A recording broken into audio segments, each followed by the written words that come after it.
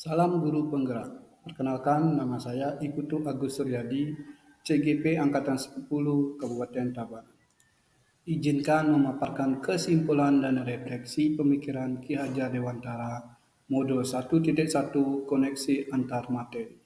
Dapat saya simpulkan, pemikiran Ki Hajar Dewantara tentang pendidikan adalah pendidikan yang berpihak atau berpusat pada siswa, di mana pendidikan sejatinya menuntut anak mencapai kodratnya, yaitu kodrat alam dan kodrat zaman.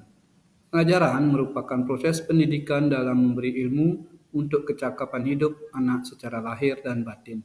Sedangkan pendidikan adalah memberi tuntunan atas segala kekuatan kodrat agar anak dapat mencapai keselamatan dan kebahagiaan yang setinggi-tingginya.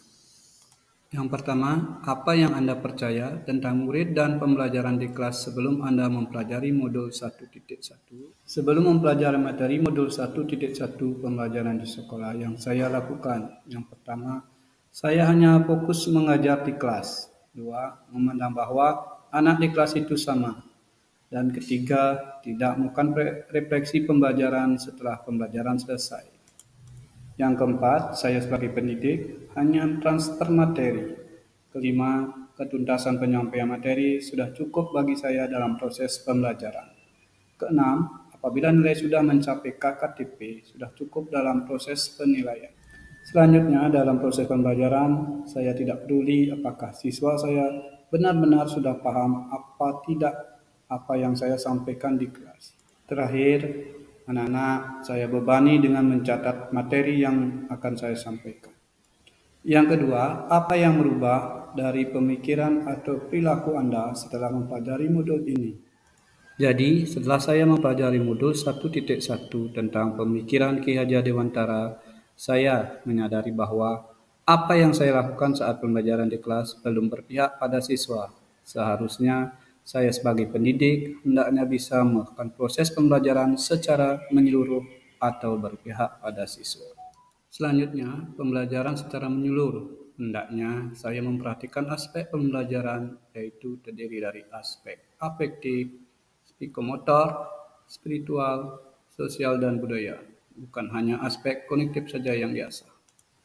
Dan paling penting yang saya sadari adalah siswa sebagai subjek pembelajaran, yaitu siswa diberikan kebebasan dalam berekspresi dan berkreasi sehingga siswa dapat mengemukakan pendapatnya. Terakhir, peran saya sebagai guru adalah sebagai fasilitator sehingga dalam proses pembelajaran dapat berpusat pada siswa. Ketiga, apa yang dapat segera Anda terapkan lebih baik agar kelas Anda mencerminkan pemikiran Ki Hajar Dewantara?